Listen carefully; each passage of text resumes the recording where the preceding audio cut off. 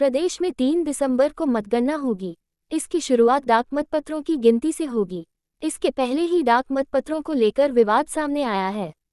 मतगणना में लगे कर्मचारियों ने सोमवार को बालाघाट में स्ट्रांग रूम खोलकर डाक मतपत्रों की विधानसभावार छँटाई आरंभ कर दी।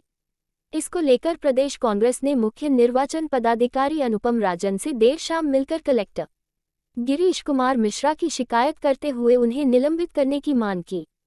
निर्वाचन आयोग के अनुसार प्रारंभिक जानकारी में प्रक्रियात्मक त्रुटि पाई गई, जिसके आधार पर डाक मतपत्रों के नोडल अधिकारी तहसीलदार लालबरा हिम्मत सिंह भवेली को निलंबित कर दिया। मुख्य निर्वाचन पदाधिकारी अनुपम राजन ने पूरे मामले में कलेक्टर से विस्तृत रिपोर्ट मांगी है। उन्होंने कहा कि प्रथम दृष्टया इसमें किसी गड़बड़ी की आशंका नहीं है, केवल प्रक्रियात्मक त्रुटि पाई गई है। मुख्य निर्वाचन पदाधिकारी कार्यालय के अधिकारियों के अनुसार प्रारंभिक रिपोर्ट के अनुसार डाक मतपत्रों को विधानसभावार अलग अलग करने के संबंध में भाजपा और कांग्रेस के प्रत्याशियों को सूचना दी गई थी। जब ये काम चल रहा था तब कांग्रेस के निराला सिंह बघेल और विनय दसेरिया वहां उपस्थित थी, लेकिन भ्रम ये फैल गया कि मतपत्रों की गिनती की जा रही है, जबकि इन्हें विधानसभावार अलग अलग किया जा रहा था। बालाघाट जिले में आने वाली बिहार विधानसभा में 429, लांजी में 553, परसवाड़ा में 452, बालाघाट में 1308, वारासिवनी में 391 और कटकी विधानसभा के 126 डाक मतपत्र निकले, जिन्हें अलग अलग झोले में रखकर फिर सीलबंद कर दिया गया। मुख्य निर्वाचन पदाधिकारी अनुपम राजन ने बताया, प्रारंभिक रिपोर्ट में प्रक्रियात्मक त्रुटि सामने आई है, जिस पर कार्रवाई करते हुए डाक मतपत्रों के नोडल अधिकारी तहसीलदार लालबरा हिम्मत सिंह भवेली को निलंबित कर दिया है और विस्तृत रिपोर्ट बुलाई गई है। प्रारंभिक जानकारी के अनुसार मतों को खोला नहीं गया है और न ही गिनती की गई है। मतगणना के पहले कैसे डाक मतपत्रों को स्ट्रांग रूम से निकाला। उधर कांग्रेस के प्रदेश उपाध्यक्ष जेपी धनोपिया का कहना है कि मतगणना के पहले कोषालय की स्ट्रांग रूम से डाक मतपत्रों को निकालकर कर्मचारियों को कैसे सौंप दिया गया। कलेक्टर एवं जिला निर्वाचन अधिकारी गिरीश कुमार मिश्रा ने नियम का उल्लंघन है, ये संदेह को जन्म देता है। कलेक्टर सहित जो भी कर्मचारी इस काम में संलग्न थे, उन्हें निलंबित किया जाए। प्रदेश कांग्रेस अध्यक्ष कमलनाथ ने पोस्ट किया कि बालाघाट जिले में डाक मतपत्र को मतगणना से पहले ही खोले जाने और छेड़छाड़ की आशंका का एक वीडियो सामने आया है। इसकी शिकायत कांग्रेस पार्टी ने की है। यह अत्यंत गंभीर मामला है, दोषियों पर तत्काल कार्रवाई की जानी चाहिए। मैं कांग्रेस कार्यकर्ताओं से आह्वान करता हूं कि वे मुस्तैद रहें और कोई गड़बड़ी न होने दें।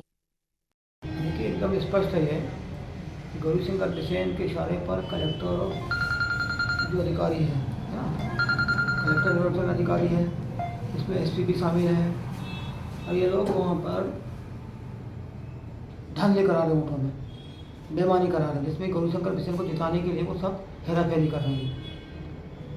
उनको आज किसी भी प्रकार से छेड़छाड़ करने की उनको कोई अनुमति नहीं होनी चाहिए और कोई अधिकार भी नहीं, उनको कोई नियम भी नहीं। इसका मतलब ये 3 तारीख को ही काउंटिंग हॉल में उसको खोलेंगे, जो डाक मतपत्र उसको खोलेंगे, वहीं गिनती करेंगे। और हम तो कब से चुनाव लड़ रहे हैं, 46 साल से चुनाव लड़ रहे हैं हम। तो कभी नहीं देखा ऐसे कि कहीं तहसीलदार के ऑफिस में बैठ के उसको बॉक्स खोल रहे हैं और गिनती कर रहे हैं डाक मतपत्रों की, कभी भी नहीं देखा है। साफ साफ बेईमानी है, साफ साफ। और जो अधिकारी वहाँ पर ये गिनती कर रहे थे, वहाँ पर उसमें एक तो गौरी शंकर बिसेन का खास आदमी है जो रिटायर्ड भी हो गया शिक्षक है, उसको उन्होंने आपका केजी बिसेन, उसका कृष्ण कुमार बिसेन नाम है उसका, रहने वाला भी लालबरा का है। वो लालबरा जनपद ब्लॉक से रिटायर हुआ है, वो रहता अभी इधर प्रेम नगर में, नर्मदा नगर में रहता है वो केजी बिसेन। और उसको बोल रहे हैं कि हमने ये उनकी पार्टी का एजेंट है वो। तो एजेंट है तो एक ही एजेंट आ रहा है, बाकी पार्टी के एजेंट क्यों नहीं गए। कांग्रेस का एजेंट है, निर्दलीयों का एजेंट है, बीएसपी का एजेंट है, और भी लोग हैं, उनके एजेंट क्यों नहीं बुलाए गए। और पहली बात तो आज उनको हाथ ही नहीं लगा सकते उसको, ये मशीन को या नकली वो जो मतदान डाले डाक मतपत्रों को हाथ नहीं हाथ लगा सकते। 3 तारीख को ही वहाँ खोला जाएगा सबके सामने, वहीं पे शॉटिंग की जाएगी, वहीं पे सब कुछ होगा। 2 को भी नहीं हो सकते। 2 को सिर्फ क्या होगा कि जहाँ जहाँ विधानसभा क्षेत्र है वहाँ से पेटियाँ आएगी, वो मशीन वहाँ से आएगी और पेटियाँ वहाँ से आएगी। इतना बड़ा काम है 2 तारीख को लाने का, गिनने का थोड़ी है। गिनने का काम तो 3 तारीख को होगा।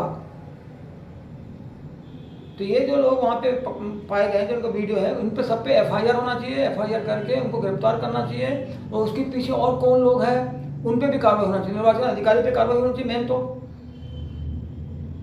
और एसपी क्या कर रहा है सुरक्षा के नाम पर, तो एसपी पे भी कार्रवाई होनी चाहिए। इसलिए मैंने लगातार मैं बोल रहा हूँ कि एसपी को, कलेक्टर को हटाए बिना चुनाव निष्पक्ष नहीं हो सकता। और अभी भी कम से कम मतगणना तक के इसको हटा दो, कलेक्टर एसपी को, बाद में भावी बना देना, उनको फिर से वापस पद में ला देना, हमें कोई दिक्कत नहीं है उससे, लेकिन अभी तो हटाओ आप चुनाव से इसको।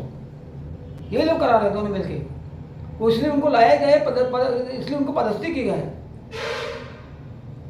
कि इनको चुनाव जिताना है। और गौरीशंकर बिसेन को जो शिवराज ने आखिरी में मिनिस्टर बनाया है, कोई काम के लिए नहीं, सिर्फ ये वोटों की हेराफेरी करने के लिए और चोरी करके चुनाव जीतने के लिए, कि कैसे चोरी करना, कैसे हेराफेरी करना, इसके लिए बनाया गया मिनिस्टर।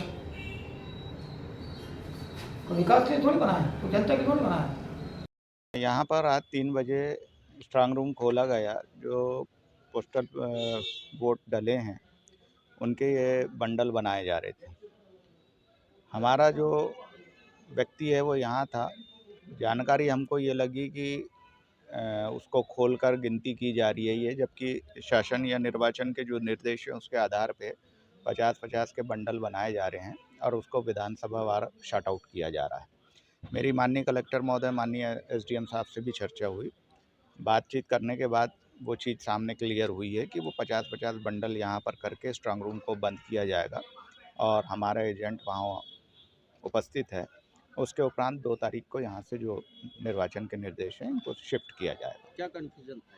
कन्फ्यूज़न ये था कि जो हमारे कार्यालय तक खबर आई कि गिनती हो रही है। गिनती का अर्थ ये हो जाता है कि मतपत्रों को गिनना।